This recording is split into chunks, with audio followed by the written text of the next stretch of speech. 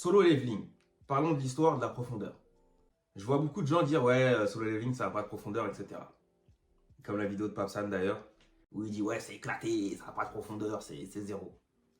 Je suis à la fois d'accord et pas d'accord. Parce que dire que déjà une histoire n'a pas de profondeur, c'est quand même un disrespect de ouf envers l'auteur. Déjà de un, c'est pas comme s'il y avait rien, il n'y avait pas de fond. Il y a forcément quelque chose. Et maintenant, il y a différents degrés de profondeur. C'est pour ça qu'il faut bien savoir utiliser ces mots et ce que tu dis. Tu peux pas dire ouais, ça s'est éclaté, si, ça. Non, non, non, non, non, non, non. Pour toi, tu n'aimes pas. C'est pas que ça n'a pas de profondeur, mais je m'en souviens, Papsan, il avait comparé par exemple à Naruto, il avait dit Naruto, Jujutsu Kaisen, tout ça, je crois. Logique, quand tu prends un Naruto, et ça je l'ai toujours dit, Naruto, pour le dépasser en termes de profondeur d'histoire, de richesse d'histoire et de messages, surtout les messages, c'est très difficile de le dépasser. Donc c'est sûr que Solo Leveling, il n'a pas autant de profondeur et d'histoire qu'un Naruto. Ça, je suis complètement d'accord.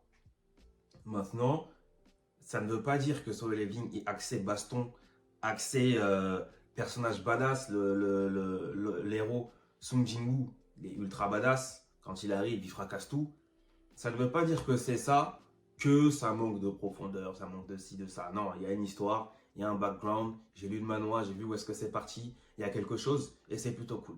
Maintenant, c'est pas la même échelle qu'un Naruto, ça je suis d'accord. Mais encore une fois, tu vois, mes termes employés sont les bons. C'est pas éclaté, il n'y a pas zéro, il y a des choses, mais ça va pas jusqu'à un Naruto.